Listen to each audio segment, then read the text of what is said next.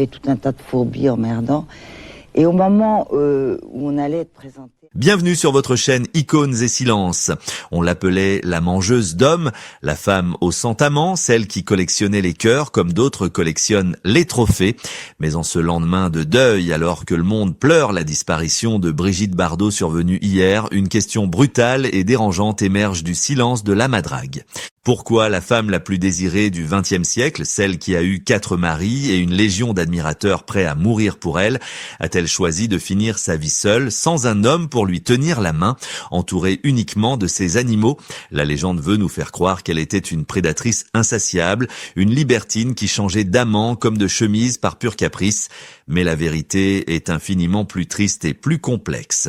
Si Brigitte Bardot a couru d'homme en homme avec une telle frénésie, ce n'était pas par excès de bonheur, mais pour fuir un vide intérieur abyssal, une solitude absolue que ni la gloire ni l'argent n'ont jamais pu combler.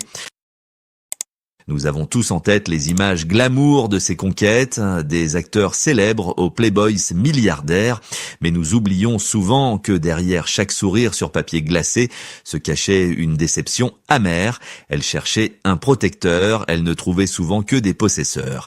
Elle cherchait l'amour absolu, elle ne récoltait que la passion éphémère. Aujourd'hui, nous allons briser le mythe de la croqueuse d'hommes pour révéler le visage d'une amoureuse éperdue et blessée. Nous allons vous raconter l'histoire d'une femme qui a vu des tonnes de roses tomber du ciel par amour, mais qui a aussi vu l'homme qui les lui offrait se tirer une balle dans la tête des années plus tard, un événement traumatique qui a scellé son cœur à jamais. C'est l'histoire d'une fuite en avant, d'une quête éperdue d'un idéal masculin qui n'existait peut-être pas. Elle a donné sa jeunesse et sa beauté aux hommes et en retour, elle n'a souvent reçu que le poids étouffant de leur jalousie ou la violence de leur abandon. Alors avant de juger sa misanthropie finale, il faut comprendre ce qui a brisé la petite fille romantique qui sommeillait en elle. Pour saisir l'ampleur de ce désastre sentimental, il ne faut pas commencer par la fin, mais revenir au tout début, à l'instant précis où le piège s'est refermé. Il faut retourner à la jeunesse du mythe lorsqu'elle est tombée entre les mains de son premier mari, un homme qui allait la créer pour mieux la livrer en pâture au monde entier, déclenchant une malédiction amoureuse dont elle ne se remettrait jamais vraiment. Tout commence en 1952, une époque où la France est encore corsetée dans des principes moraux rigides. Brigitte n'a que 18 ans lorsqu'elle épouse Roger Vadim, un homme plus âgé, un intellectuel bohème qui voit en elle bien plus qu'une simple jolie fille de bonne famille. Il perçoit une force brute, une sensualité animale qui ne demande qu'à exploser. Vadim ne se contente pas d'être son mari, il devient son architecte, son Pygmalion. Il la façonne, lui apprend à marcher, à parler, à jouer de cette nonchalance qui deviendra sa signature. Mais le chef-d'œuvre de Vadim sera aussi la prison dorée de Brigitte. En réalisant Et Dieu créa la femme en 1956, il ne se contente pas de faire un film, il jette sa propre femme en pâture au fantasme de la planète entière. Il la filme comme personne n'avait osé filmer une femme auparavant, libre, indomptable et surtout accessible. C'est là que réside le drame originel de sa vie amoureuse. En voulant libérer Brigitte, Vadim l'a involontairement transformée en un objet de consommation publique. Du jour au lendemain, elle n'est plus une femme, elle devient bébé, une marque, un concept, une poupée de chair que chaque homme rêve de posséder. Vadim, dans une forme de générosité perverse, a offert l'intimité de son épouse au monde, brisant la frontière sacrée entre la personne et le personnage.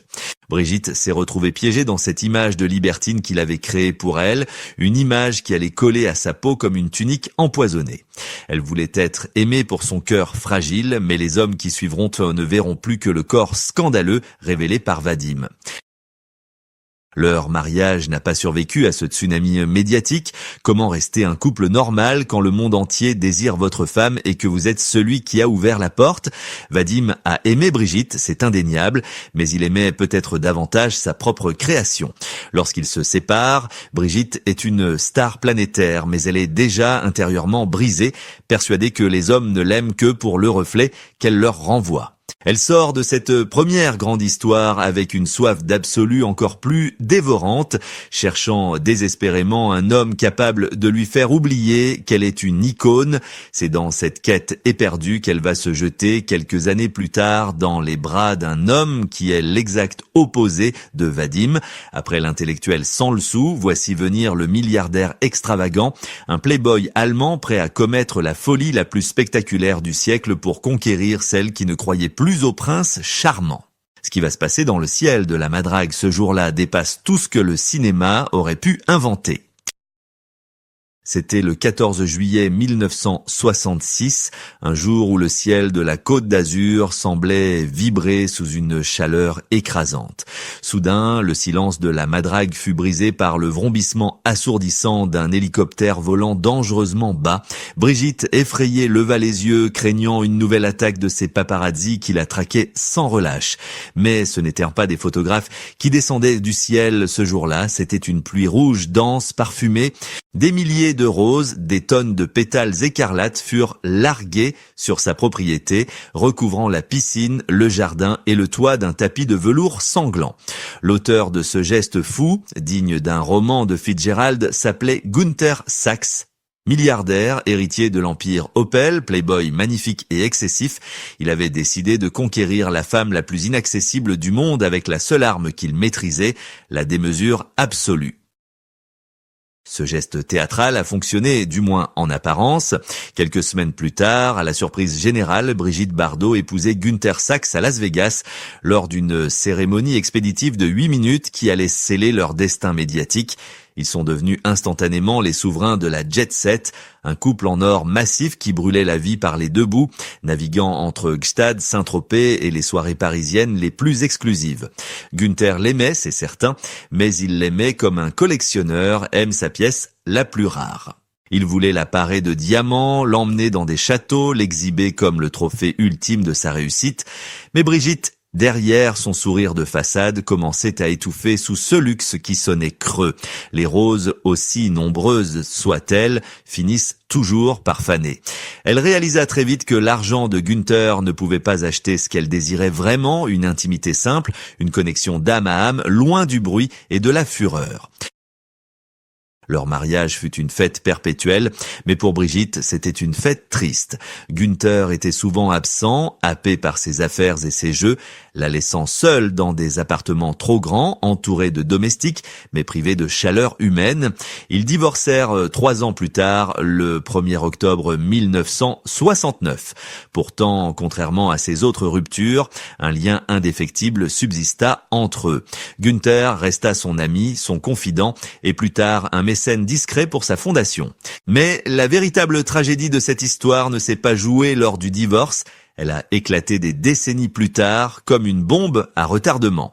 En mai 2011, Günther Sachs, cet homme qui incarnait la puissance et la joie de vivre, se tirait une balle dans la tête dans son chalet suisse. Il avait 78 ans et refusait de perdre le contrôle face à la maladie d'Alzheimer.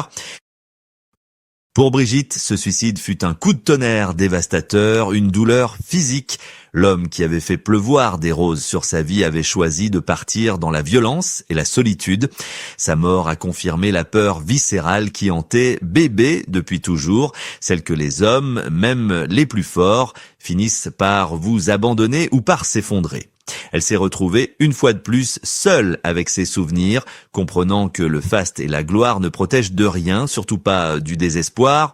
Mais ironiquement, c'est précisément durant ces années de mariage avec Günther, alors qu'elle se sentait prisonnière de cette cage dorée, qu'elle avait cherché une échappatoire, une bouffée d'oxygène brûlante et interdite.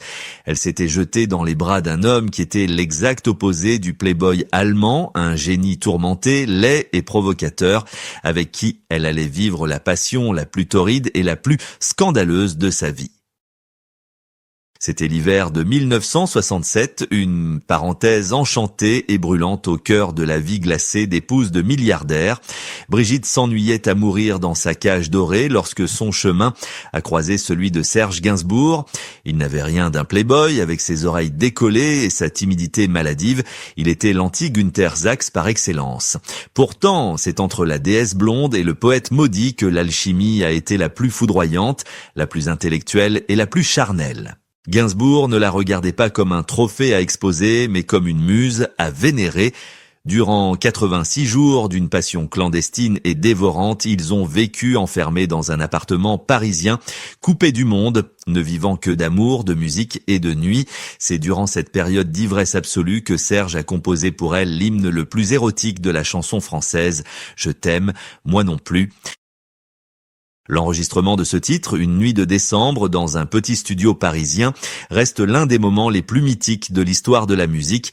Enfermés dans une cabine de verre, chantant les yeux dans les yeux, leurs voix se mêlant dans un soupir qui allait scandaliser le pape et le monde entier, ils ont gravé sur bande magnétique la preuve irréfutable de leur amour, mais cette audace allait leur coûter cher. La rumeur de cette liaison et de cette chanson scandaleuse s'est répandue comme une traînée de poudre arrivant aux oreilles de Günther Sachs en Allemagne. Le mari bafoué a menacé de provoquer un scandale médiatique sans précédent si le disque sortait. Prise de panique, écartelée entre son désir de liberté et la peur de détruire sa réputation et son foyer, Brigitte a dû faire le choix le plus déchirant de sa vie de femme. Le lendemain matin, la mort dans l'âme, elle a appelé Serge pour le supplier de ne pas sortir la chanson, de brûler cette preuve de leur passion. C'était un sacrifice immense, renoncer à l'œuvre d'art née de leur amour pour sauver les apparences d'un mariage qui, ironiquement, était déjà condamné. Serge, dans un geste d'élégance et de douleur infinie, a accepté. Il a gardé cette version sous clé pendant près de 20 ans, comme un secret douloureux avant de l'enregistrer plus tard avec Jane Birkin. Brigitte est retournée vers Günther, mais quelque chose en elle s'était définitivement brisé.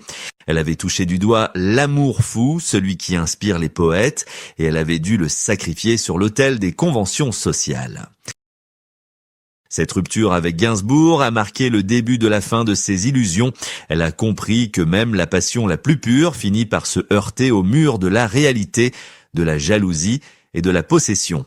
Elle qui avait cherché le bonheur dans les bras des hommes les plus puissants et les plus talentueux de son temps se retrouvait à l'aube de la quarantaine avec un cœur en miettes et une lucidité effrayante.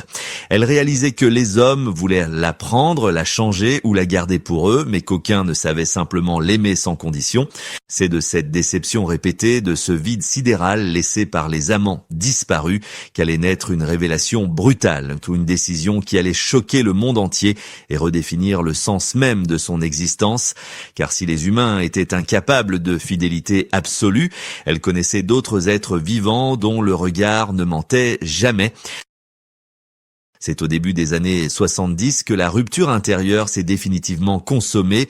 Brigitte approchait de la quarantaine, un âge critique pour un sexe symbole, mais ce n'est pas la peur de vieillir qui l'a poussée vers la sortie, c'est l'écœurement. Après avoir enchaîné les mariages, les divorces, les passions destructrices et les trahisons, elle est arrivée à un constat d'une lucidité terrifiante. Elle a réalisé que dans les bras de tous ces hommes, qu'ils soient génies, milliardaires ou acteurs, elle n'avait jamais été qu'un reflet, un faire-valoir, une conquête qu'on exhibe. Il l'avait aimée pour son image, pour le frisson de posséder la femme la plus célèbre du monde, mais aucun n'avait su protéger l'enfant blessé qui pleurait derrière le maquillage. Elle s'est sentie usée, vidée par cette comédie humaine où l'amour n'était qu'un jeu de pouvoir et de vanité. C'est dans ce désert affectif qu'elle a trouvé son oasis, non pas auprès d'un nouvel amant, mais dans le regard silencieux et confiant d'un animal. La révélation fut progressive mais irréversible. Elle a compris que l'amour d'un chien ou d'un chat était d'une pureté absolue, dénué de jugement, d'arrière-pensée ou d'intérêt financier. Un animal ne se souciait pas de ses rides, de son box-office ou de ses scandales. Il l'aimait pour sa présence, pour sa main qui caresse, pour sa voix qui rassure. Ce fut un choc ontologique. Elle a alors prononcé cette phrase qui résonne aujourd'hui comme son véritable testament spirituel. J'ai donné ma jeunesse et ma beauté aux hommes. Que je garde le meilleur pour les animaux, mon expérience et ma sagesse. En 1973, en plein tournage du film L'histoire très bonne et très joyeuse de Colino Trousse-Chemise, elle a claqué la porte du cinéma avec une violence inouïe. Elle a dit adieu aux paillettes, aux tapis rouges et aux hommes pour se retirer dans sa forteresse de la Madrague, transformant sa maison en arche de Noé. Pour le monde extérieur, c'était de la folie, un caprice de star, mais pour elle, c'était une question de survie mentale. Elle fuyait la cruauté des humains pour se réfugier dans l'innocence des bêtes. Elle a remplacé les dîners mondains par des sauvetages de phoques sur la banquise, les bijoux par des combats législatifs et les amants par des compagnons à quatre pattes qui ne la trahiraient jamais. Elle pensait avoir trouvé la paix, l'antidote à la souffrance amoureuse. Pourtant, en choisissant de s'isoler ainsi, en érigeant un mur infranchissable entre elle et l'humanité, elle ne se doutait pas qu'elle allait payer le prix fort, car si les animaux offrent un amour immense, ils ne peuvent pas combler le besoin de conversation, de partage intellectuel et de chaleur humaine. En rejetant les hommes pour ne plus souffrir, Brigitte Bardot s'est enfermée volontairement dans une tour d'ivoire, se préparant, sans le savoir, à affronter la plus terrible des épreuves pour une fin de vie, le silence assourdissant d'une maison trop grande pour une seule personne. Aujourd'hui, le soleil se couche sur la baie des Canoubiers et le silence est retombé sur la Madrague. Mais ce n'est plus le silence pesant de la solitude, c'est celui majestueux de l'éternité. En regardant en arrière sur cette vie tumultueuse, sur ses 4 mariages et ses 100 amants qui ont traversé son existence comme des étoiles filantes, nous comprenons enfin la vérité ultime de Brigitte Bardot. Sa solitude finale n'était pas une punition, ni un échec, c'était le choix conscient et courageux d'une femme qui a refusé de se compromettre. Elle a compris, peut-être trop tard ou peut-être juste à temps, que le véritable amour ne se trouve pas dans la possession de l'autre, mais dans le don de soi à une cause plus grande. Les hommes ont voulu la mettre en cage, la sculpter, la posséder, mais aucun n'a réussi à capturer son âme sauvage. Günther Sachs a eu beau faire pleuvoir des roses, Vadim a eu beau créer un mythe, et Gainsbourg a eu beau composer la plus belle des mélodies, ils ne sont tous devenus que des fantômes dans sa mémoire, alors que ces animaux, eux, sont restés fidèles jusqu'à son dernier souffle. Elle part aujourd'hui sans laisser de veuf éploré, mais elle laisse des millions d'orphelins à fourrure et à plumes à travers le monde. C'est peut-être cela, la véritable victoire de Bébé. Elle a réussi à transformer sa douleur amoureuse en une force de combat universel. Elle a cessé d'être la poupée des hommes pour devenir la fée des bêtes. Alors que nous lui disons adieu, ne gardons pas d'elle l'image triste d'une vieille dame recluse, mais souvenons-nous de la guerrière qui a osé dire non à la facilité du bonheur conjugal pour embrasser une mission plus haute. Elle nous laisse avec cette leçon bouleversante. Non, il vaut mieux être seul et en accord avec sa conscience que mal accompagné dans le mensonge des apparences. Brigitte Bardot n'est plus seule désormais. Elle a rejoint les étoiles. Et peut-être, quelque part dans l'au-delà, l'âme tourmentée de Günther Sachs l'attend-elle enfin, non plus avec des roses rouges et un hélicoptère bruyant, mais avec la paix simple qu'ils n'ont jamais su trouver sur Terre. Adieu madame, et merci d'avoir eu le courage d'aimer, de souffrir et finalement de choisir la liberté. C'était Icône et Silence. Merci de nous avoir écoutés.